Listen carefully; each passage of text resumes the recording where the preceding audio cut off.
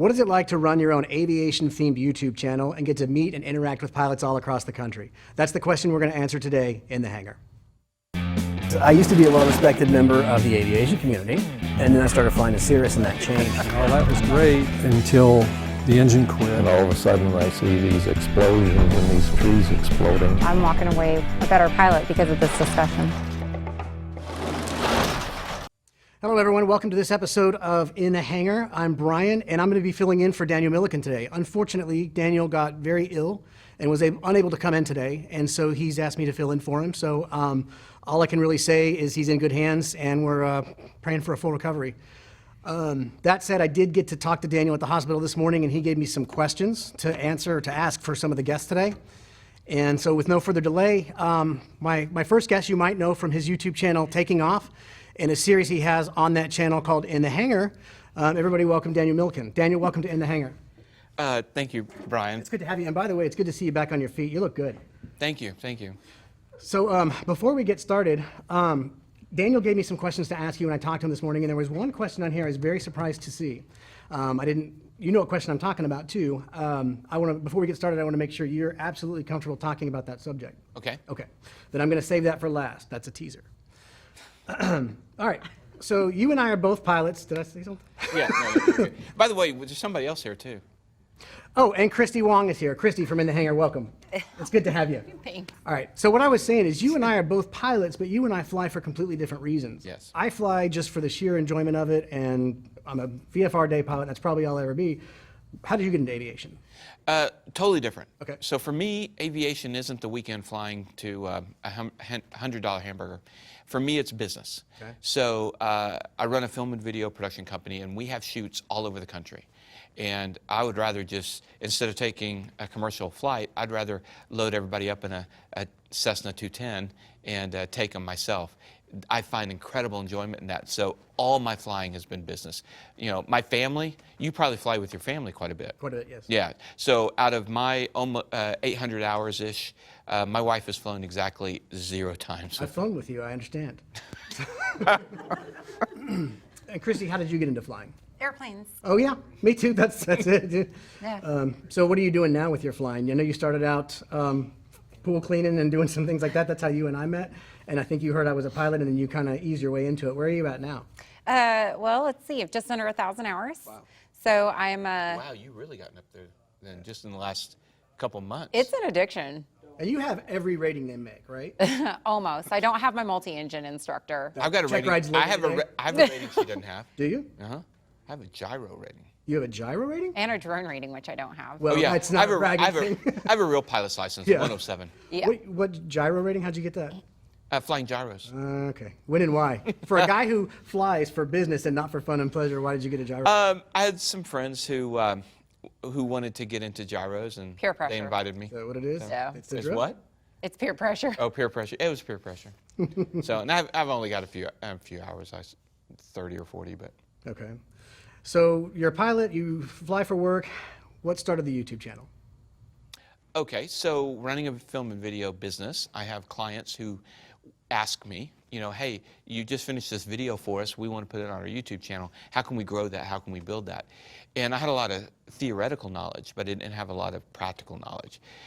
Building my own film and video company YouTube channel, it's a B2B. I'm not going to get a lot of consumers, you know, a lot of numbers, or it's not a good test for trying to build it. So I thought I need to test. I need to do something to actually build one. And at that time, I'm flying all over the country with the crew, and I've got all these cameras. And I thought, well, you know, why not go ahead and start turning them on? And so I started building a YouTube channel. I experimented with, well, what happens if we do one every other week? What happens if we do one a week? I'm able to experiment a lot to build it. Plus, it's a passion, you know. So I mix my profession, which I love, of doing film and video, with flying, which I love, and it's just a win-win. And how did you end up as a part of the In the Hangar series? Let's see. Well, Dan actually reached out to me, oh gosh, earlier last year, and said, hey, I've got this channel that I just started taking off, and I'd like to come and interview you in the Wong Warrior. And I was like, okay, that's fine. I mean, I didn't mind, and he seemed not super creepy, so. I thought she was your daughter. So. Thank you for that. I appreciate it. And so I was like, okay, you know, that sounds fun, and we did it. And it was a little shaky, but it was really, You were the flying, not me. So what are Well- you saying it's shaky? Oh, you mean just the experience? the experience, yeah, like for me, because it was, you know, it was, I think the first time anybody had been outside of my own training videos that But I had recorded. hadn't you done the one with Bobby? Not yet. Okay. Oh no, that wasn't until later. And so he got into my airplane after hooking up all these cameras, and we went flying. It was super bumpy that day. And of course, I had like half the time I have now, probably even less than that. So we're flying around, and You didn't even have your commercial yet. no. So it was well That's before right. that. That's right. And I think that's what so I was kind of nervous too, because I think it was only a couple weeks away from my commercial check ride. And so everything, I turned into Check Ridezilla before a check I ride. saw the posts on Instagram. Yeah. Oh yeah. We're all quite I've talked to amazed. the victims, yeah. I get, poor Steve. I get really focused, and so when he asked me to do it, I was like, yeah, that sounds fun. Oh, I got this check ride. So I was really in check ride mode, and all, like my landings and stuff, 'cause we went to Meacham and did a touch and go, I Right. think, and I mean, everything was like, you know, can I do this commercial standards? I almost asked you if we could do chandelles while we were out there, but you know. And then about a month later, Dan was like, hey, so I want to do this segment called In the Hangar, and do you want to come and help out? I was like, Yeah, so what I at that point, what I was thinking about, you know, as a TV producer and director, what I do is I wanted to experiment with different hosts and see, you know, what the numbers would be. You know, again, going into the let's build a channel. You know, what are some different things? In addition to that, just you know, Christy's presence, like on the Facebook, on social media, on North Texas Aviators, you were so big and just extremely likable. I mean, everybody just instantly sees you. You're so bubbly. You're such an extrovert, and it's just perfect for the camera. And so I thought, well, let's try it. Let's see what happens. And that's why I reached out for In the Hangar. So that begs the question. There's 3 pilots up here and only 2 YouTube channels. Are we going to see a Wong YouTube channel spinoff anytime soon? I don't know. I've had several people that have reached out to me to say you should do this, but after talking with Dan, Oh, it's a terrible idea. yeah, it's very It's like a work second job. intensive. I'd rather just be the talent and let Dan do all the work, and then he can, you know, profit from. I'm good with You're that. making big bucks, Dan. Yeah, I'm making the big Dude. bucks. Yeah, I was gonna About say. to retire. But seriously, I mean, it's a lot of work, and right now my focus is aviation. Says the woman who had 6 check rides in one day. It's a lot of work. Stop it. No. See, so here's the thing is that you have to really understand my background in order to know why I am the way I am and why I'm so bubbly, like why I'm such a positive presence. I am so appreciative and so thankful to be here where I am now. This is a lifelong childhood dream that I'm living out. Well, and you quit your job to do this. You were a doctor. I wasn't a doctor, but I worked you were in a doctor. No, I worked in healthcare though. Did you really think you were a doctor, or are you being silly? Just being silly. Okay. Kind of Like, ruins the really? moment, though, Dan. Yeah. That's what I'm here for. No, so, but yeah, no, I had a very successful career in healthcare. I mean, I did that for like 10 years. And I made the decision. It was not a spur of the moment. It took us a year to really figure out how we were going to do this, Steve and I. But once we made that decision, we committed to it, and this is where I'm at now. I mean, I quit my job. I'm like this broke flight instructor now. I'm living the dream.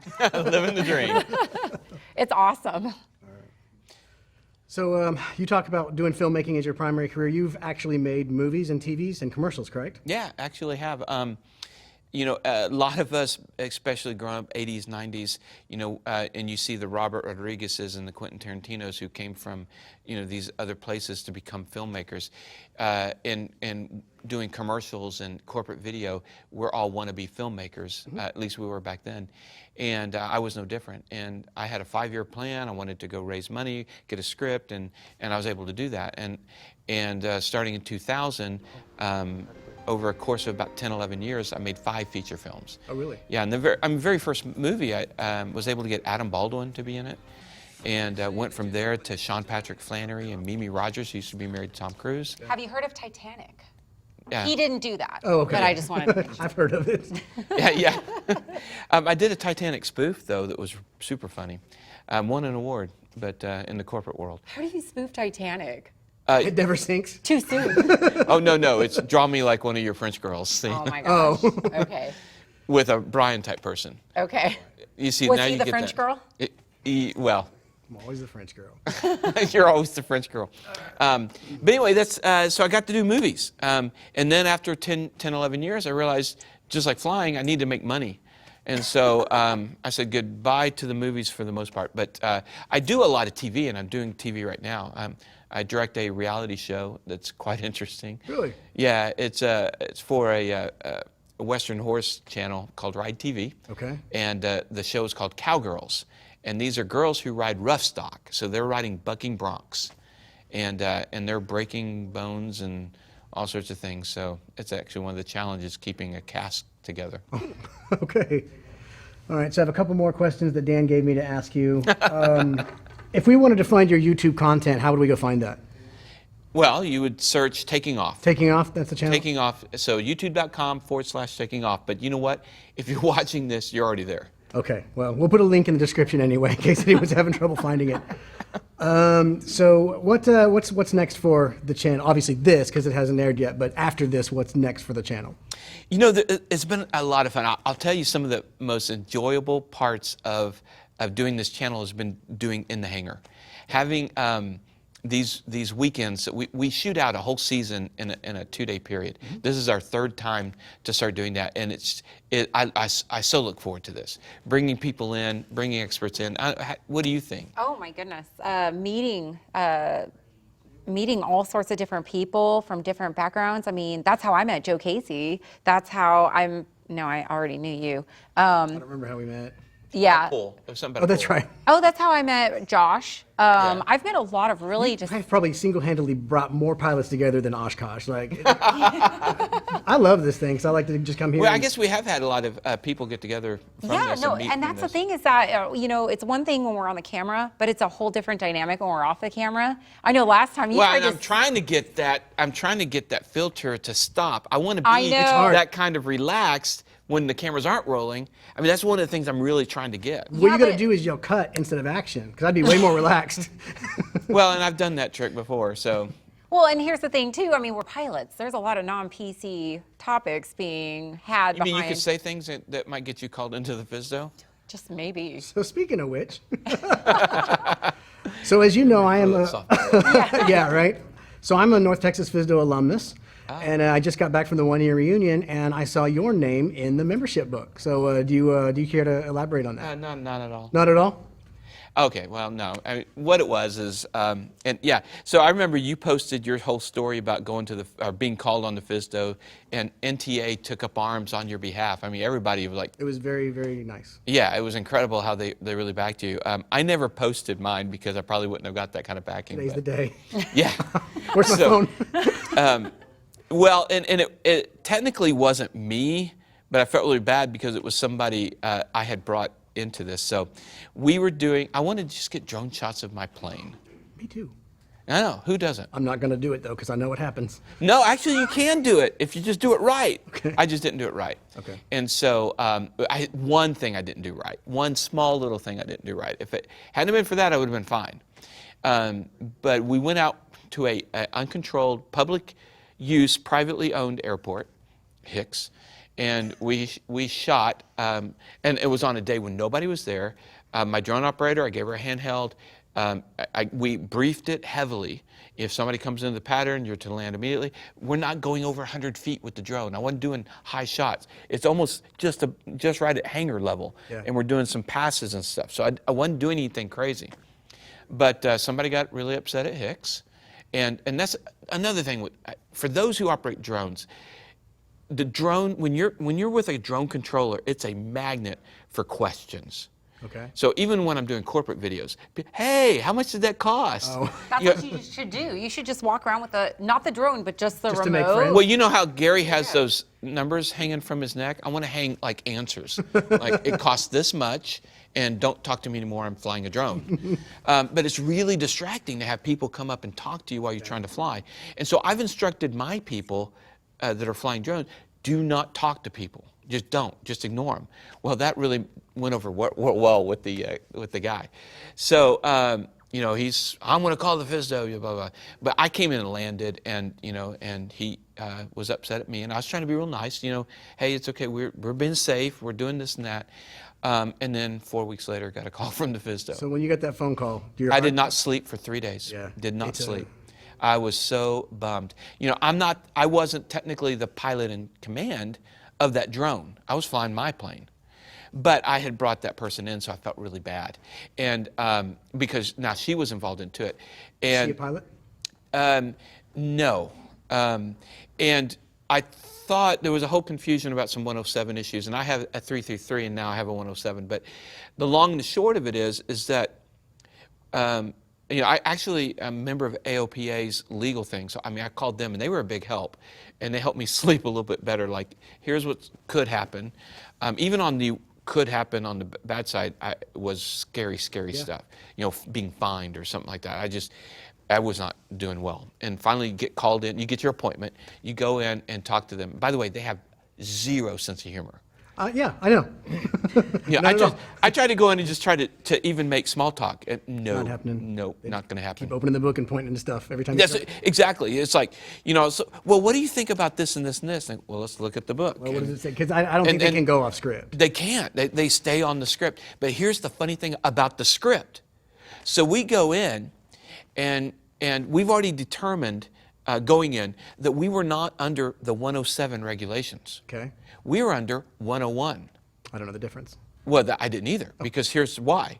My 2018 FAR, because it was in 2018, had no section 101. I had the electronic version on my iPad updated, and it had no 101. They pull out a 101. And now it's included, but there was no 101. 101 is recreational drone. Okay. Not 107 is drone work for commercial purposes. So under 101 at a public use privately owned airport, all you have to do is send prior notice to the airport manager. You don't need permission, you don't need any of that. That's all you got to do. Really? Just send prior notice and we would have been fine. So if he could yell and say, no, you can't do it. Doesn't matter, I just have to send prior notice. And then when he calls the FSDO and I get called in, I can just say, look, I sent notice these 3 different ways, and then they would go, okay, thank you very much. And that would have been the end of it. Yeah. So anyway, long story, but that was my trip to the FSDO. It wasn't as famous as yours. But at the end of the day, it's not an unpleasant thing. You learned from it. It wasn't. That was the thing that I learned from is I lost a lot of sleep over nothing. Over a little something. I had done one little thing wrong. I didn't send prior notice. Yeah. And so I learned from it. And that's really what they wanted to make sure that I had learned. Yeah. And, we went through a PowerPoint about 101 and went through point by point of what 101 involved in. Because this wasn't a for money thing. It wasn't a commercial venture. I was just shooting my plane for fun. So it was a good learning experience. And I learned the FSDO isn't out to just, find something wrong and give me a ticket. They actually want safe flying. So that was an eye-opener. So, Christy, do you have any plans of going to the FSDO anytime soon? Yeah, when are you going to the FSDO? I recently went to the FSDO because I had to get The rating? No. Yeah, exactly. No, that's exactly correct. Yeah, but they were really helpful. So you guys watching, find something that Christy's done in her flying and make sure you call the my FSDO. God. Yeah, call the FSDO on her. Oh, but the thing is, they will never find something in her flying. She's like, by the book. You need to make the FSDO video because it's a hit magnet. Yeah, right. We'll call it in the FSDO. I tried to call the guy, emailed the guy, and I copied you saying, see if we get a FSDO guy here today. But I've heard that the FAA frowns upon that. that's what they did. They frowned back at my email.